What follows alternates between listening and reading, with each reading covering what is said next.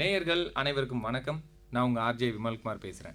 நீங்கள் கேட்டுக்கொண்டிருப்பது ஆகாஷ்வாணி சென்னை வானொலி நிலையம். நேயர்களே, செலிபிரிட்டி கார்னர் நிகழ்ச்சியில் இன்று நாம் சந்திக்கக்கூடிய விருந்தினர் டைனோசர்ஸ் படத்தோட இயக்குனர் எம்.ஆர். மாதவன். வணக்கம் சார். வணக்கம் நண்பரே. சார், இந்த படம் டைனோசர் அப்படிங்கிற ஒரு விஷயம் வெளியிலேருந்து யோசிக்கும்போது டைனோசரா என்ன அப்படிங்கிற ஒரு இது உருவாகும்.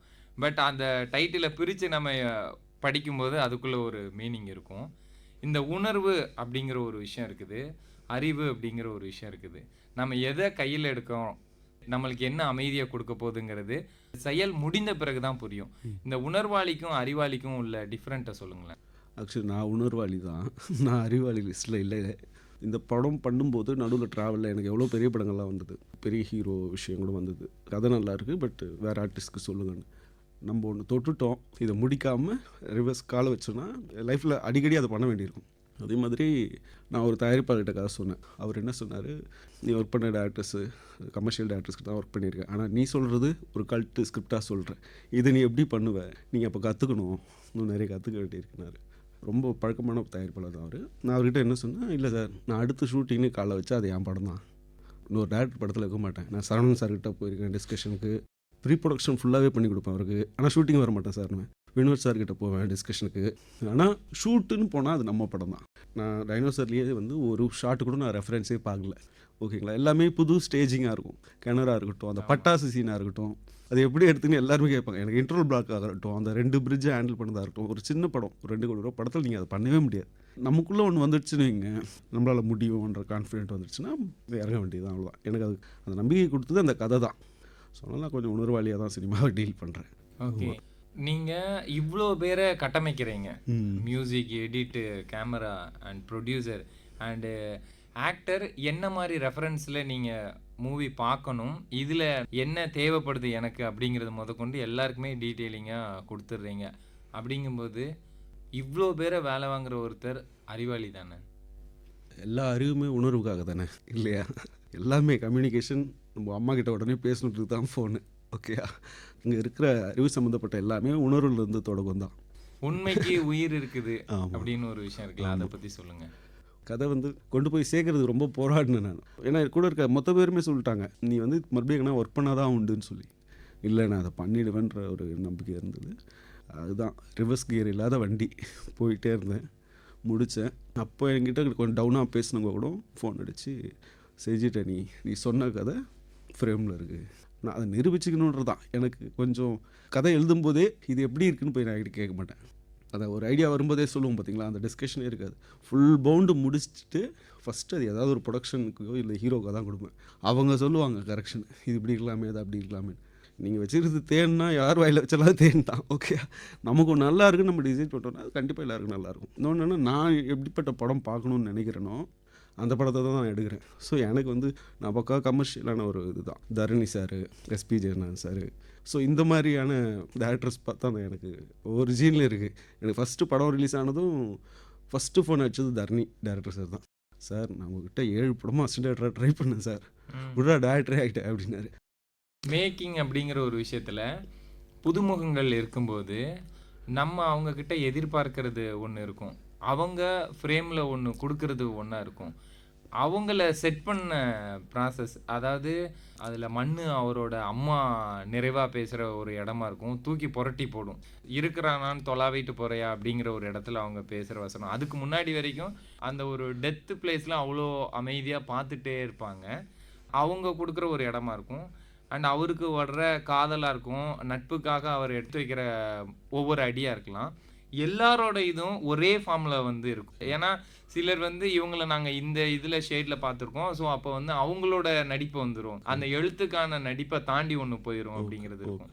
ஸோ எல்லாத்தையும் கரெக்டாக ஒரு ஃபார்மில் நிற்க வைக்கிறது இருக்குல்ல, அவங்களுக்கு எப்படி இந்த ட்ரீட்மெண்ட் கொடுத்தீங்க? இல்லை, அது என்னென்னா, அம்மா வந்து நான் நிறைய பேர் தேடிட்டு இருந்தேன். நேர்கொண்டே பார்வைன்னு நினைக்கிறாங்க, படம் ப்ரீமியர் போயிருந்தேன். ஆனால் அம்மாவை இதுவா இவங்களா அவங்களாம் நிறைய ஃபோட்டோ பார்த்து வீடியோ பார்த்தெல்லாம் யோசிச்சுட்ருக்கேன். அவங்க வந்து ஜஸ்ட் இப்படி என்ட்ரி, எனக்கு ஏன் தோணுச்சு இல்லை, அந்த 2 செகண்டில் இவங்க தான் அம்மா. அப்பயே ப்ரொடியூசர் இருந்தார், வாங்க அவங்க யாருன்னு விசாரிங்க. அப்புறம் பார்த்தா அவங்க ஒரு ஹீரோவுக்கு மன்னுவான் நடிச்சார்ல, அவருக்கு ரிலேட்டிவ் தான் அவங்க. அவங்க என்னென்னா தியேட்டர் ஆர்டிஸ்ட், அவங்க இதை தான் 15 வருஷமாக ட்ரை பண்ணிகிட்டு இருக்காங்க, ஓகேங்களா. ஸோ ஒரு படம் ஏதோ ஒரு மீட் பண்ணுறோம், ஒரே செகண்டில் சொல்லிட்டேன் இவங்க தான் அம்மா. மற்றவங்களெல்லாம் நான் 5 நாள் 6 நாள் யோசித்தேன், இது கரெக்டாக வருமா கரெக்டாக வருமா கரெக்டாக வருமா. இவங்களை யோசிக்க முடியல. அது ஒரு இன்ட்யூஷன் தான் அது. ஸோ நான் அந்த கதையை ரொம்ப நம்புகிறேன். இது மிஸ்ஸே ஆகாது, அடிச்சிருவோம். எவ்வளோ பேர் நியூ ஃபேஸை வச்சு எப்படி அடிப்பேன், எவ்வளோ கேள்விகள். ஒரு உதவி இயக்குனர்கள் கூட வந்து நியூ ஃபேஸ் படம்னா ஒர்க் பண்ணுறது அந்த இன்ட்ரெஸ்ட் இல்லாமல் அப்படி இருப்பாங்க. ஏன்னா அங்கே ஒரு ஆர்டிஸ்ட் இருந்தால் தான் இவன் டேரக்டர் பரவாயில்ல ஒரு ஹீரோவை தூக்கியிருக்கான். ஓகே, இப்போ இவனும் புதுசு ப்ரொடியூசரும் புதுசுன்னும் போது அங்கே அந்த இதே இருக்காது. அப்போது என்னோட ஒரு ஹோப்பு தான், நான் எங்கேயுமே அதோட இல்லை, நான் ப்ரொடியூசரை மட்டும் கரெக்டாக பிடிச்சி வச்சுப்பேன். இவங்களுக்கும் நல்ல ரிஹர்சல் போட்டேன். 3 மாதம் ஆஃபீஸில் அப்படி ஜேன்னு மார்க்கெட்டு மாதிரி இருக்கும் ஆஃபீஸு. 3 மாதம் பண்ணுவோம். ஃபஸ்ட் ஃப்ளோரில் ஒரு ரிஹர்சல் போயிட்டுருக்கோம், மொட்டை மாடியில் ஒரு இடத்துல போயிட்டுருக்கோம், கிரவுண்டில் ஒரு இடத்துல போயிட்டுருக்கோம். எனக்கு இது வந்து இந்த ஆர்டிஸ்ட் பண்ணால் தான் ஒர்க் ஆகும் அப்படின்னா என் ரைட்டிங்கில் ஒன்றுமே இல்லை. ஓகே, நான் சரியான வேலைக்காரனா அதை ஒழுங்காக செஞ்சுட்டு போயிடணும்னு பார்க்குறேன். எனக்கு இவர் நடித்ததுனால நான் பெரிய உள்ளே வந்தேன். நான் டைனோசர் எடுத்துகிட்டு சுற்றும்போது கிட்டத்தட்ட எங்கே போனாலுமே சொல்லுவாங்க, விஜய் சேதுபதி சார் இப்போ ஒரு தடவை பாரு, அவருக்கு ரொம்ப சூப்பராக செட் ஆகும், பாருன்னுவாங்க. அந்த டைமில் விஜய் சேதுபதி சார் அவ்வளோ பீக், அவ்வளோ பேர் வராங்க அவர்கிட்ட. அப்போ நான் போய் நின்னா ஒன்றுமே தெரிய மாட்டேன்.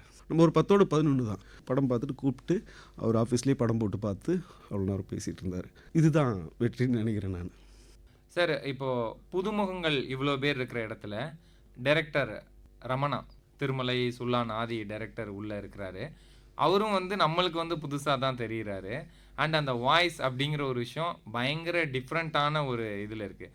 அது இந்த கதைக்குள்ளே பொருத்தமாகுது அப்படிங்கிற ஒரு இடம் எப்படி? அண்டு சாலையாறு, கிள்ளியப்பன், மயிலன், இப்படி இந்த க்ரைம் ஸ்டோரிலாம் நம்ம படிக்கிறோம், இல்லை வந்து பத்திரிகையில் இந்த மாதிரியான மர்டர் கேஸ் படிக்கிறோன்னா அதுக்கு ஒரு ராவான ஒரு 3 பேர் இருப்பாங்க, ஒவ்வொருத்தருக்கும் ஒரு 30 பேர் இருப்பாங்க. இந்த ரூட்டு அந்த பிரான்ச்சின்னு இருக்கும்ல, இந்த கதை மாந்தர்களை பற்றி சொல்லுங்கள். அவ்வளோ உள்ள நான் கதை படிக்கிற பழக்கம்லாம் கிடையாது எனக்கு. சினிமா பார்க்குறதோட சரி தான், படிக்கிறதுலாம் ரொம்ப கம்மி தான். ஸ்கூல் டாப்பர் தான் நான், அதெல்லாம் ஓகே. ஸ்கூல் காலேஜ் முடிச்சு உள்ள வந்ததுக்கப்புறம் ரீடிங்லாம் நமக்கு சுத்தமாக இல்லை. ஃபிலிம்ஸ் பார்க்குறது அந்த இதில் தான். இன்னொன்று நான் கொஞ்சம் தியேட்டரில் வேலை செஞ்சேன், திரையரங்கில். ஸோ எனக்கு வேலையே டெய்லி சினிமா கூட இருக்கிறது தான். உள்ள ஒரு சத்தம், விசில் சத்தம் கேட்டதுன்னா டைம் நோட் பண்ணிப்பேன், அடுத்த நாள் அது அந்த சீனை விடக்கூடாது. அந்த விசில் சவுண்டை கேட்டே வாழ்ந்து ஜீனில் வந்து மாசாக ஒன்று எழுதணும். அது ரைட்டிங்காக உங்களுக்கு மாஸ் பண்ணிட்டீங்கன்னா அது யார் பண்ணாலும் மாசாக நிற்கும். ரமணா சார் இதில் உள்ளே வந்தது எப்படின்னா, நான் அதுக்கு வந்து ஃபஸ்ட்டு எஸ்பி ஜெயநாதன் சார் தான் கேட்கலான்னு இருந்தேன். ஜூனியர் ஆர்டிஸ்ட்டாக கூட நிற்க மாட்டேன்டா, ஒரு அசிஸ்டன்ட் ஒர்க் பண்ணுற படத்துலேயே நிற்க சொன்னாங்க, நிற்க மாட்டேன், எனக்கு கேமரா வராது ஷைன். சரி யோசிச்சுக்கணும், அதே டைப்பில் ஒருத்தர் வேணும். யோசிச்சுட்டு இருக்கும்போது எங்கள் ஸ்டன் மாஸ்டர் தான் சொன்னார், ரமணா சார் ஒரு தடவை போய் பாரு. எனக்கு அவர் சொன்னோடனே அவர் பயங்கரமாக லிங்கோலாம் பிச்சிருவார் திருமலை. சரி போனேன், போயிட்டு ஒரு சீன், அந்த ஃபஸ்ட்டு சீன் சொன்னவொன்னே எழுந்திரிச்சு நான் பண்ணுறேன்ட்டார். அப்படி உள்ள வந்தார். அப்புறம் கிளியப்பன்லாம் வந்து எனக்கு ஆளே கிடைக்கல. நான் மைண்டில் வச்சுருந்தவங்க சில பேர் இல்லை. கூத்தப்படுற மாஸ்டர் அவர் கூப்பிட்டு, சார் நம்ம ட்ரை பண்ணுவோம், எனக்கு அது நீங்கள் பொருந்தலைன்னா விலகிக்கலாம் அப்படின்னு. இது எனக்கு ரொம்ப பிடிச்சிருக்கு இந்த பேச்சு. ஓகே, வீடியோஸ் பண்ணுறோம் 2-3 இது. அவர் செவத்துலாம் எழுதுவார் பார்த்தீங்களா, அதெல்லாம் ஆஃபீஸ்லேயே பண்ணுறோம். கல் போடுறது அவர் ப்ராக்டிஸ் பண்ணுறாரு, ஏதோ பண்ணுறோம். ஒரு 20 நாள் கழிச்சு அந்த வீடியோவை பார்த்தேன். அப்போ ஜட்ஜ்மெண்ட் வந்துடுச்சு எனக்கு, பண்ணிவிடுவார் அப்படின்ற மாதிரி. அப்புறம் சாலையார் வந்து அவர் நான் அந்த ஷார்ட் ஃபிலிமாகவே பண்ணியிருந்தேன், அதுலேயே அவர் தான் அந்த கேரக்டர் பண்ணார். இது வந்து ஒரு 1/2 hour ஷார்ட் ஃபிலிம் பண்ணியிருக்கேன். அது ரிலீஸ் பண்ணல, நான் சும்மா பைலட் மாதிரி ப்ரொடியூசர் ப்ரொஃபஸருக்காக வச்சுருந்தேன். ஸோ அதுலேயே அந்த ரோல் தான் பண்ணார். மற்ற எல்லாருமே ஒர்க் பண்ண மொத்த பேரும் ஃப்ரெண்ட்ஸு தான். ஆனந்த், ஸ்டண்ட் மாஸ்டரும், அவர், இவர் எல்லாருமே ஃப்ரெண்ட்ஸ் தான். எனக்கு வெளியே யாருமே போடல. எனக்கு அந்த மேனரிசம் சொல்லுங்கள். ஏன்னா கல் போடுறது நீங்கள் சொன்னீங்கல்ல, அது வந்து எடுத்துக்குது. நான் இப்போ சொன்னல, அம்மா வந்து நான் செலக்ட் பண்ணலை, கனெக்ட் பண்ணுது யூனிவர்ஸ். நான் ரொம்ப நம்புகிறேன் அதை. ஏன்னா அந்த கல் பார்த்திங்கன்னா, நான் வந்து ஒரு வீடு லொக்கேஷன் பார்க்க போனேன். அந்த கல் ஸ்கிரிப்ட்லேயே கிடையாது. அது யார் வீடுனா அவங்க ஸ்ரீதேவி மேம் வீடு தான். ஹீரோ ஃபேமிலியாகவே இருக்குது, வீடு ஃப்ரீயாக வாங்கிடலான்னு பார்க்க போனேன் ஈஸியாக. அந்த வீட்டுக்குள்ளே போய் சுற்றி பார்த்துக்கும்போது அங்கே ஒரு கல் கிடந்தது தொட்டியில். அதை அப்படி கையில் எடுத்து இப்படி உட்காந்து ஒரு சேரில் உட்காந்து இப்படி போட்டு பார்த்தேன். இது மாசாக இருக்குது, இது ஏதோ அந்த சவுண்டு எனக்கு ஏதோ சொல்லுது. அப்புறம் கருப்பு வெள்ளை, நல்ல நேரம் கெட்ட நேரம், அதுதான் பேசுவார் அங்கே விஷயமே. ஸோ நெகட்டிவிட்டி பாசிட்டிவிட்டி, இது ஒரு வேளை நல்ல நேரமாக இருக்கலாம். நல்ல நேரம் சொல்லும்போது கல் வரும். ஒன்று செட் பண்ணுறது தான் நம்ம. அவன் ஏன் அதை கையில் வச்சுருக்கான்னு தெரியல. அது ஒரு அட்டென்ஷன் கிரியேட் பண்ணுதில்ல ஆடியன்ஸுக்கு. ஒரு தடவை போடுவார், 2வது தடவை போடுவார், 3 தடவை வச்சுருப்பான் அந்த மேட்ரை. ரூல் படியே அது 3 தடவை வச்சா தான் ரெஜிஸ்டர் ஆகுமா. எனக்கு அந்த ரூலே தெரியாது. ஆட்டோமேட்டிக்காக நான் 3 இடத்துல தான் அவர் கொடுத்துருப்பேன். எல்லா சீன்லேயும் கல் போட மாட்டேன், சில இடத்துல அமைதியாக உட்காந்து பேசிகிட்டு இருப்பார். ஸோ 3 இடம் தேவைப்பட்டது. சின்ன விஷயங்கள் அப்படியே ஆட் பண்ணுறது தான். அதுவாக எடுத்துக்குதுன்னு தான். நம்ம ஓரளவுக்கு நம்பி எழுதிட்டோன்னா அதுக்கப்புறம் அந்த வேலையை அது பார்க்க ஆரம்பிக்குது. இந்த லைஃபோட எக்ஸ்பீரியன்ஸ், இந்த மனுஷ பயலுக்கு மட்டும் சக மனுஷன் தோத்தா என்ன சந்தோஷம் இல்லை அப்படின்னு ஒரு இடம் வரும். அந்த லைஃப் எக்ஸ்பீரியன்ஸ் சொல்லுங்கள். அதுதான் அது நீங்கள் யாரையா அட்டன் பண்ணிட்டு வெளில வந்துட்டீங்கன்னு வைங்க, அங்கே நீங்கள் தோத்தா தான் அவனுக்கு சந்தோஷம். அவங்க உங்களை ரிஜெக்ட் பண்ணிட்டானா, அவங்கள அவன் கமிட் பண்ணிக்கிட்டானா நீங்கள் ஜெயிச்சாதான் சந்தோஷம் இல்லையா? இப்போ நான் வந்து என் ஆஃபீஸ்க்கு வர எல்லாரையும் நடிக்க வைக்க முடியாது. எனக்கு 10 கேமராமேன் ஃப்ரெண்ட்ஸு, நான் ஒருத்தனை தான் போட முடியும். அது இன்னொருத்தனுக்கு ஆட்டோமேட்டிக்காக அந்த உணர்வு வந்துடும், நம்மளை பண்ணல பற்றி ஆயிவன் அப்படின்னு. ஏன்னா நான் ஒரு ட்ராக்கில் போவேன், இந்த கேமராமேன் மூலமாக ஒரு ப்ரொடியூசரை போய் பார்த்துருப்பேன், அப்போ அவன் தான் கேமராமேன். ஒரு ஆர்டிஸ்ட் மூலமாக போயிருப்பேன், இப்போ அவரை உள்ளே வைக்கணும். இது இருக்கும்ல நமக்கு. ஏன்னா நம்ம 100 இடத்துல ட்ராவல் பண்ணிட்டு தான் வரோம். நம்மளும் 10 ப்ரொடியூசர்கிட்ட ரிஜெக்ட் ஆகி தான் ஒரு ப்ரொடியூசர்கிட்ட பண்ணுறோம். ஸோ ரிஜெக்ஷன்றது வந்து நீங்கள் அக்செப்ட் பண்ணிக்கணும். ஓகேயா? இதை அக்செப்ட் பண்ணிக்காமல் அந்த படத்தையே ஊற்று பார்க்குறது, இந்த ப்ராஜெக்ட் என்னவா வரப்போகுது. ஏன்னா எனக்கு லாக்டவுன் வந்தப்போ படம் வந்து ட்ராப்னாரு ப்ரொடியூசர், பண்ண முடியாதுன்னு. ப்ளீஸ் சார் பண்ணுறங்க, ஏன்னா கண்டென்ட் இருந்தாலும் ப்ராடக்ட் உங்களுது சொல்லிட்டு அழகாக டீ கடை போயிட்டு இருந்தேன். கேஷியர் கேட்டான்னா, நான் இவ்வளோ கூலாக சொல்லிட்டேன். டே இப்போ என்னடா அவரை உட்காந்துட்டே இருக்க சொல்கிறியா? எப்படா இருக்க முடியும்? ஒன்றுமே பண்ண முடியாது, விட்டுரு அப்படின்னு சொல்லிவிட்டு கூலாக இப்போ ஆஃபீஸ் போகிறோம். ஹவுஸ் ஓனர்கிட்ட பேசி காலி பண்ணுறதுக்கான அந்த விஷயம் நடக்குது. போன உடனே ஹவுஸ் ஓனரே ஒரு ப்ரொடியூசர் தான் ஏற்கனவே படம் பண்ணியிருக்காரு. மேலே வந்து என்ன படம் பண்ணிட்டுருக்கீங்கன்னு ஆஃபீஸ்க்குள்ளே வந்தார். ஏதாவது ப்ளே பண்ணி காட்டுனார். ஒரு சின்னதாக ப்ளே பண்ணி காமிச்சோம். சார் இதை விட்டுட்டா போகிறீங்க, நீங்கள் தயவு செஞ்சு படத்தை முடிச்சுட்டு போங்க சார், வாடகை கூட அப்புறம் கொடுங்க சார்ட்டு போயிட்டார். நான் வந்து அக்செப்ட் பண்ணிக்கிறேன், அவர் ட்ராப் பண்ணுறாருன்னா ஒத்துக்கிறேன். நீங்கள் ப்ரொடக்ஷன் பண்ணி தான் ஆகணும்னு நான் சொல்ல முடியாதுல்ல, பிரச்சனை வந்துச்சுன்னு எனக்கும் தெரியல. நான் அதை விட்டு அக்செப்ட் பண்ணிட்டு போய் நிற்கிறேன். 5 நிமிஷத்தில் தலை எடுத்து மாறுதா? இந்த மாதிரி பாதிப்புகள்லாம் தான் அந்த வசனங்கள். சில இடங்களில் சொல்லுவாங்க, காட்சியோட வீரியமும் தாக்கமும் அதிகமாக இருக்கட்டும், அந்த இடத்துல டைலாக் வேணாம் அப்படிங்கிறத நீங்கள் எப்படி பார்க்குறீங்க?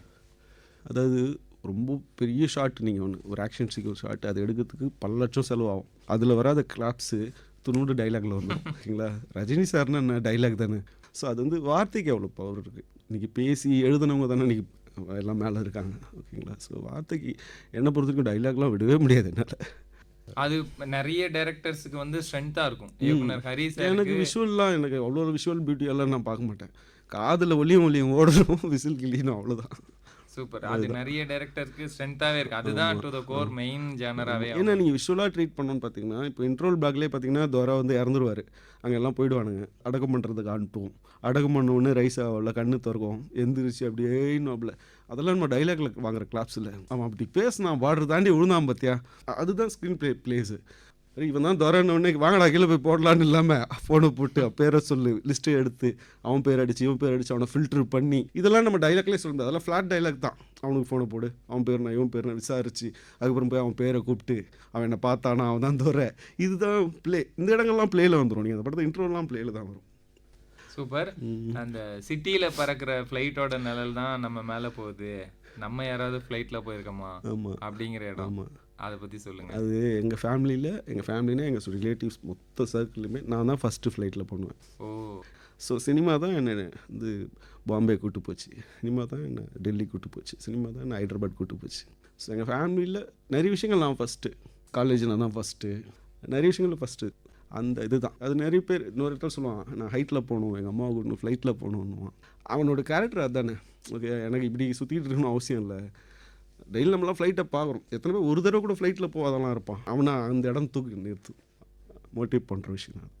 காதலை கையாளுற விதம் அப்படிங்கிற ஒரு விஷயம் இருக்குது. 3 வருஷத்தில் மறந்துடுவேன், 30 வருஷம் நிம்மதியாக இருப்பேன் அப்படிங்கிற இடம்.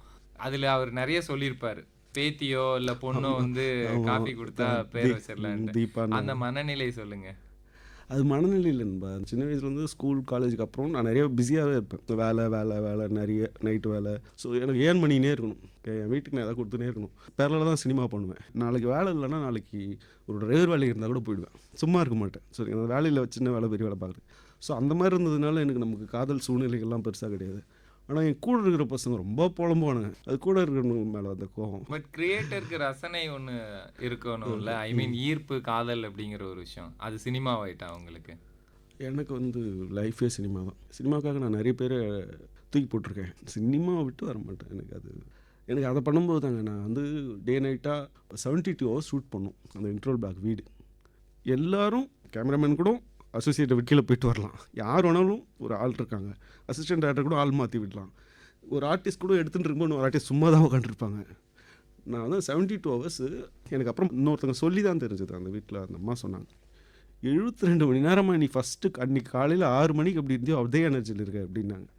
அது நானாக முயற்சி பண்ணுறதே கிடையாது. எவ்வளோ நேரம் என்னாலும் அந்த கால் வலி தெரியாது எனக்கு. அது எடுக்கும்போது ஒரு நாள் கூட இது ஒழுங்காக வந்துருமோ அந்த பயம்லாம் இருக்காது. ரொம்ப ரசித்து தான் எடுப்பேன் நான். ஏன்னா சீன் என்ன அவ்வளோ வேலை வாங்கும்.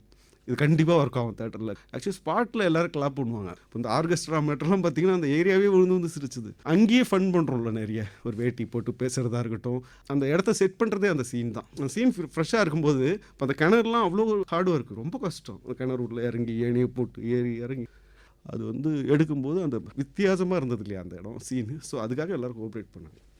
உங்களோட லைஃப்பில் ஒரு ஒன்லைன் ஃபஸ்ட்டு படம் டைனோசர்ஸ் அப்படிங்கும்போது நம்மளுக்கு நல்ல தெரிஞ்ச ஏரியாவில் தான் ஃபஸ்ட்டு படம் பண்ண முடியும். அப்படின்னா தெரிஞ்ச கதைக்களம். இப்போ இதில் நடிக்கணும் அப்படின்னா ரவுடிகளோட உடல் மொழி, அவர்களோட வசன வெளிப்பாடு, இதெல்லாம் நம்ம ரெஃபரன்ஸு சில காட்சிகளை காட்டி அவங்கள வாங்கிட முடியாது. ரியல் ரவுடிகள் இருப்பாங்க, இவங்கள்ட்ட போய் நீங்க கொஞ்சம் பழகிட்டு வாங்க, இல்ல நீங்க கிரவுண்ட் ஒர்க்குக்காக போக வேண்டிய நிறைய விஷயங்கள் இருக்கும். அந்த ரிசர்ச் ஸ்டோரி அதெல்லாம் எப்படி இருந்துச்சு? என்னன்னா நம்ம ஃபேண்டசி தானே, எவ்வளோ விஷயங்கள் கேள்விப்படுறோம் படிக்கிறோம், அதை வச்சு கிரியேட் பண்ணிக்கிற ஒரு விஷயம் தானே.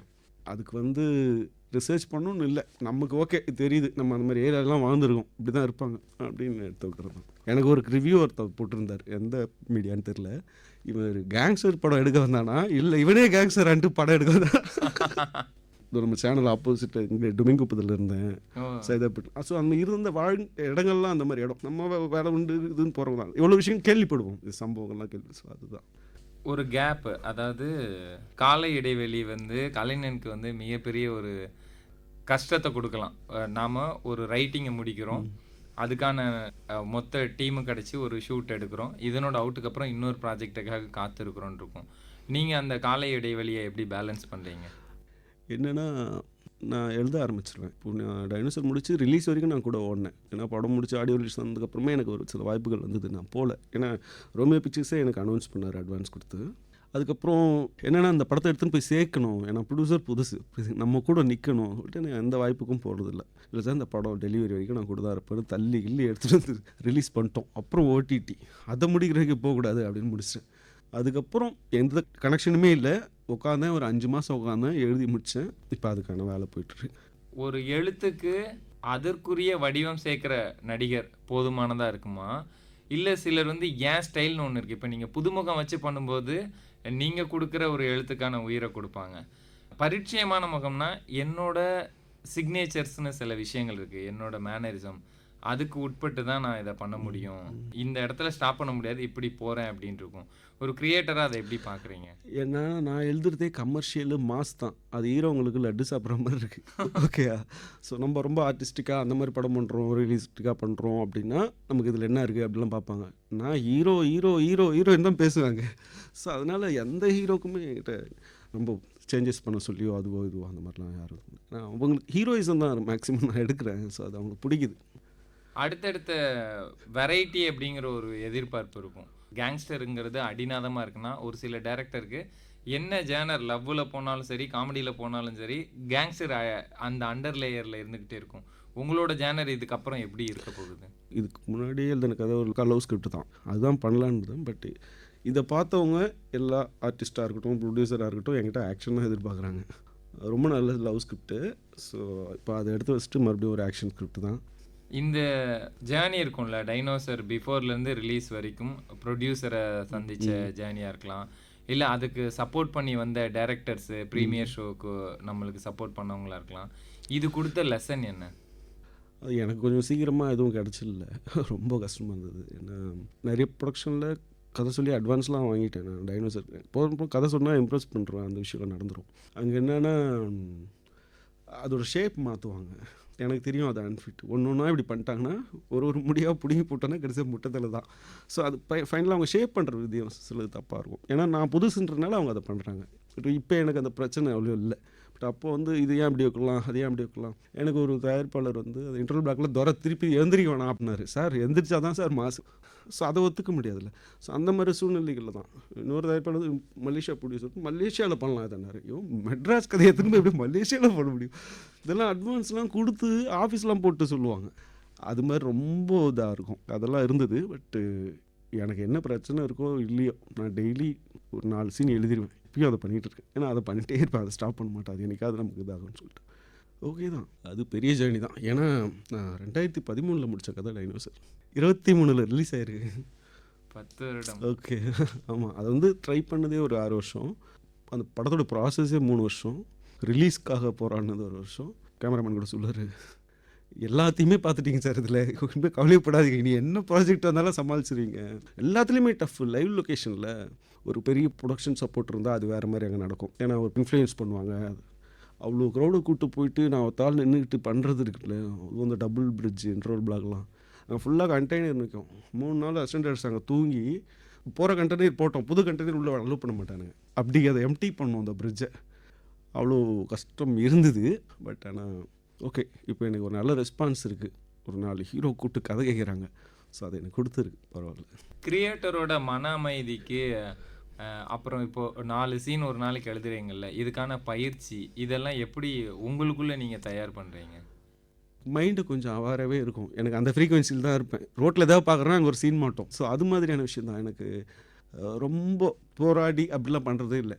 போதும் எழுதாதீங்கன்னு தான் என்கிட்ட சொல்கிறவங்க எல்லாருமே சொல்லுவாங்க. ஏன்னா போதும் விட்டுருங்க சார், இப்போ சொல்லிட்டே இருப்பாப்புல, விட்டுருங்கன்னு அவ்வளோ. ஏன்னா இந்த கதை இப்போ நான் அடுத்து எழுதின கதை வந்து நரேட் பண்ணி பார்த்தேன், வீடியோ எடுத்து 4.25 மணி நேரம் வந்தது நரேட் பண்ணும்போது.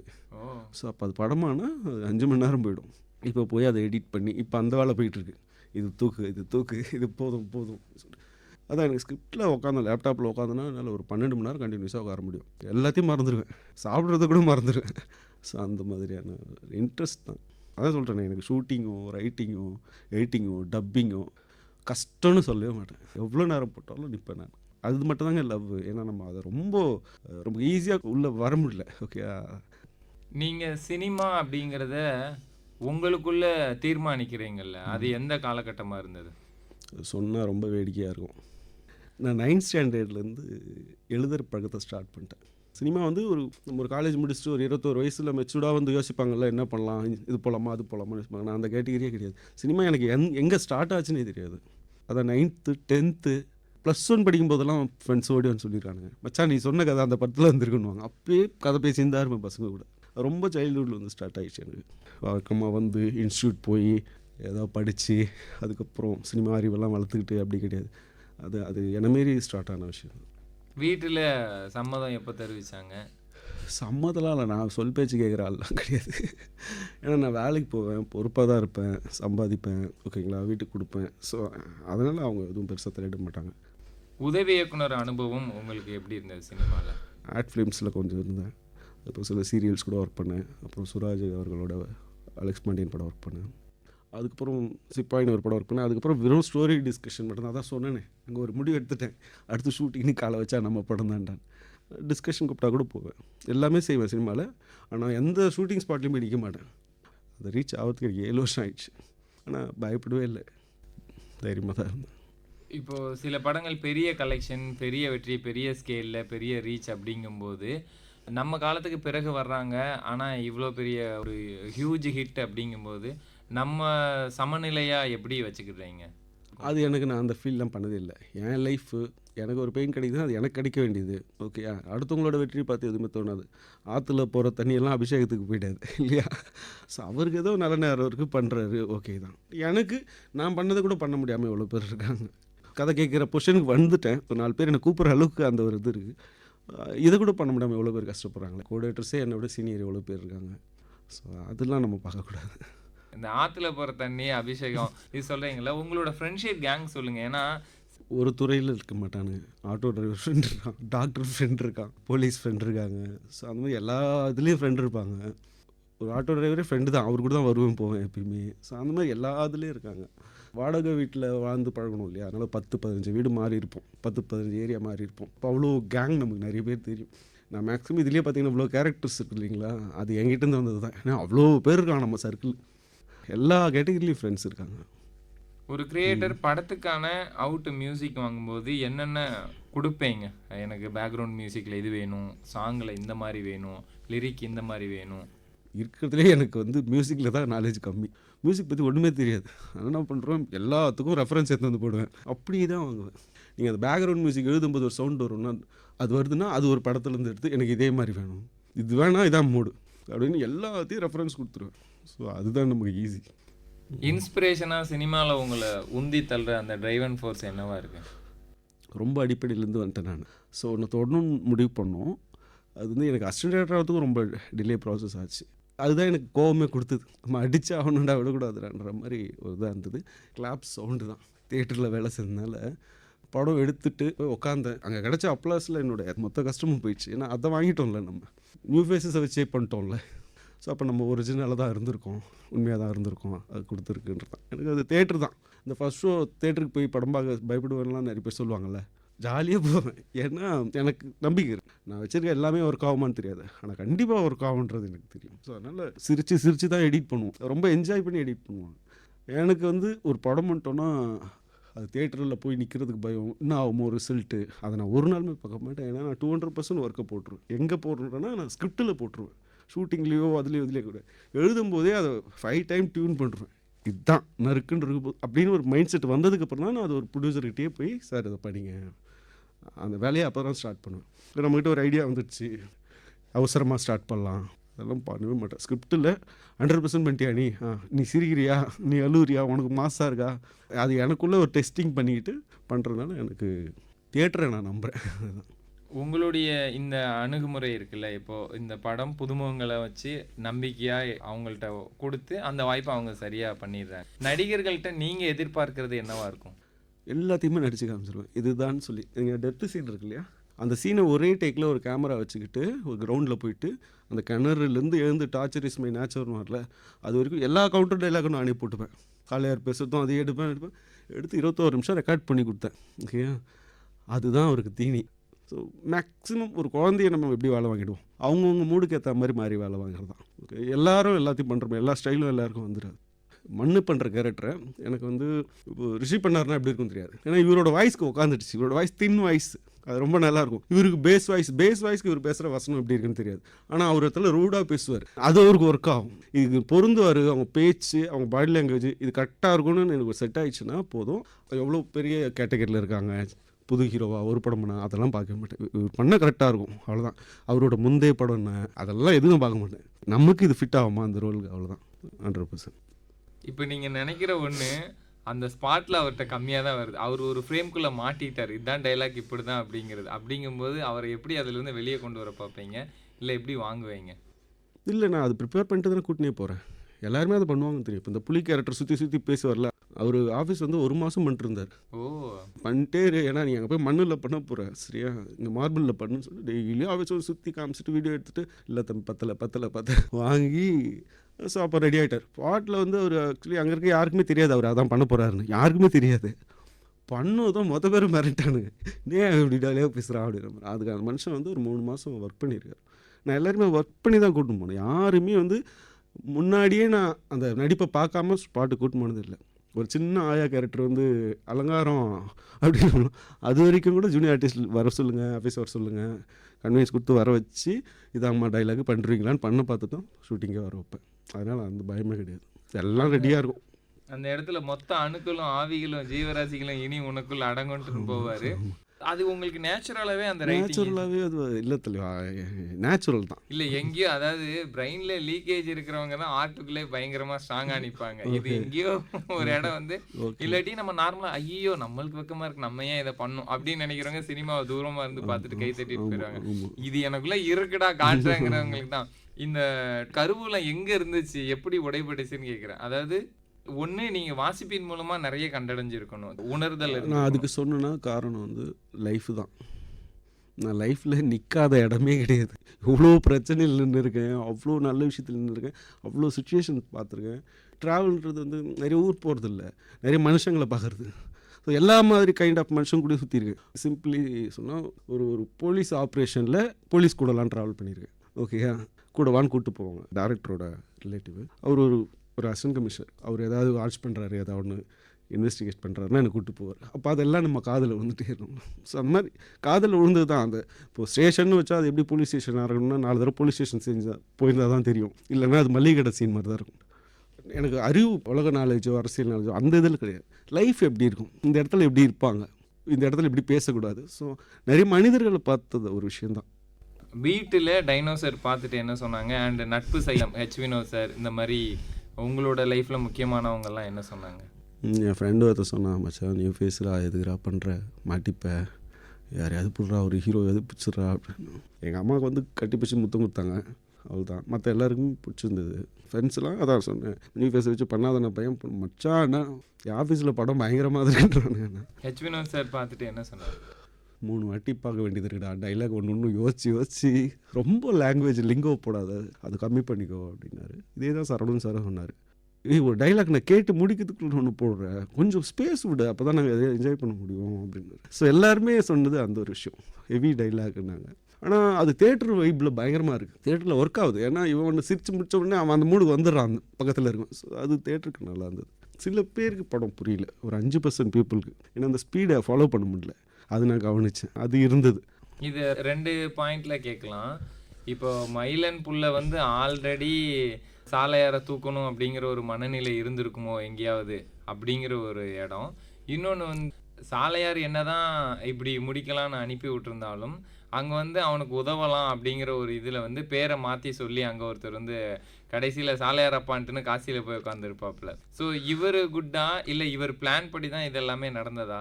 மண்ணோட பிளான் தானே? மண் இன்னசென்ட்டு, அவனுக்கு தெரியாது. உன்னெல்லாம் அந்த மண்ணில் கூட புதையக்கூடாதுன்னு சொல்லுவான் இல்லையா, தீனு போய் நீ ஒரு மண்ணல காப்பகத்தில் இரு, அந்த மண்ணல காப்பகத்துக்கு அவன் எப்படி போனான்னு ஒரு லீடு வச்சுருப்போம். இப்போ இங்கே என்னன்னா அவனுக்கு ஒன்றுமே தெரியாது, ஆனால் அவன் அப்பனே அவன் தான் கல்வி பண்ணான்றது தான் சாலையார் இவர் கிளியர் பண்ண ரிவீல் பண்ணுவார். அதுதான் உண்மைக்கு உயிர் இருக்குது, அவன் மூலமாகவே செய்ய வச்சிருச்சு பற்றியான்றது தான். சூப்பர். உங்களுக்கு இப்போ எவ்வளோ மன நிறைவாக இருக்குது? ஒரு ப்ராஜெக்ட் முடிச்சிருக்கோம் சக்ஸஸ்ஃபுல்லாக அப்படிங்கிறது, இவ்வளோ நாள் இருந்த ஸ்ட்ரகிளில் இருந்து இப்போ எல்லாத்துக்குமான ரெகக்னிஷன் அப்ரிசியேஷன் கிடைச்சதுக்கப்புறம் எப்படி இருக்கு? நம்மளோட எழுத்தை வந்து அங்கீகரிச்சிட்டாங்கன்றது தான் சந்தோஷம். ஏன்னா நம்ம நிறைய எழுதிக்கிட்டே போகிறோம், பட் அது அங்கீகாரம் வேணும்ல. அது பக்கா தேட்டர் படமாக இருந்தது. ஸோ லண்டனில் ஜான் ஒருத்தர், யாருன்னே தெரியாது, ஒரு நடிகர் மூலமாக எனக்கு கான்டாக்ட் பண்ணார். அவரோட தமிழ் ஸ்டூடெண்ட்டு 800 பேருக்கு நம்ம படத்தை போட்டு காமிச்சிருக்காரு. அந்த மாதிரி மிராக்கிள் நிறைய நடந்தது. நிறைய கால்ஸு, நிறைய எல்லாம் மேக்ஸிமம் கால் பண்ணாங்க. ஸோ மனநிறைவு தான். இன்னும் ஒரு படம் அடுத்த படம் அடிக்கணும் அப்படின்ற வெறி தான். உங்கள் ஒன்லைன் தேடல் எப்படி இருக்கும்? அது எங்கே ஸ்பார்க் ஆகுது தான். நிறைய சம்பவங்கள்லாம் கொஞ்சம் கொஞ்சம் தெரியும்ல, அதுலேருந்து எதாவது ஒன்று ஸ்பார்க் எடுக்கிறது, அந்த மாதிரி அப்படியே ஒன்று பிடிச்சோன்னா அப்படியே ஒட்டிக்கிட்டு வந்துடும் ஃபார்ம் ஆகி. அதுதான். வெள்ளை பேப்பருக்கு எதுக்கு ஜெராக்ஸ்னு ஒரு இடம் இருக்குல்ல, அந்த இடத்த சொல்லுங்கள். அது நானே யோசிக்கிறது தான். வீட்டில் எங்கள் அம்மா கல்யாணம் நம்பதுமா வெள்ளை பேப்பருக்கு எதுக்குமா ஜெராக்ஸு. அதாவது ஒரு ஜென்ரேஷன் ஏதாவது ஒரு முன்னேற்றம் வேணும், நீ அதே தான் பண்ணிகிட்டு இருக்கேன்னா அது எதுக்கு அப்படின்றது தான். இன்னொன்று, நம்ம நல்லா இருந்தால் தான் நமக்கு ஒரு ஃபேமிலியாக வச்சுக்கணும். இல்லைன்னா அது ரொம்ப ஸ்ட்ரகிள். நம்ம லைஃப்பில் இவ்வளோ கஷ்டப்படுறோம், நம்ம ஒன்று பிறந்து அது கஷ்டப்பட்டதுன்னா அதுதான் முதல்ல செட்டில் ஆகண்டா, அப்புறம் பார்த்துக்கலாம், அந்த மைண்ட் செட் தான். அது மேக்ஸிமம் அது என் பாயிண்ட் ஆஃப் வியூ தான், இந்த ஃப்ளைட்டு மாதிரி. சூப்பர் சார், ரேடியோக்கு வந்ததுக்கு ரொம்ப நன்றி. ரொம்ப நன்றி. உங்களோட அடுத்தடுத்த படைப்புகள் பெரிய வெற்றியடைய ஆகாஷ்வாணி சென்னை வானொலி நிலையம் சார்பாக வாழ்த்துக்கள். தேங்க்யூ. இது வந்து இவ்வளோ பெரிய லெஜெண்ட்லாம் வந்த ஒரு இடம், இந்த இடத்துல கூப்பிட்டு என்னை உட்கார வச்சுக்கு ரொம்ப நன்றி. உங்கள் தமிழ் உச்சரிப்பு ரொம்ப அருமையாக இருக்குது.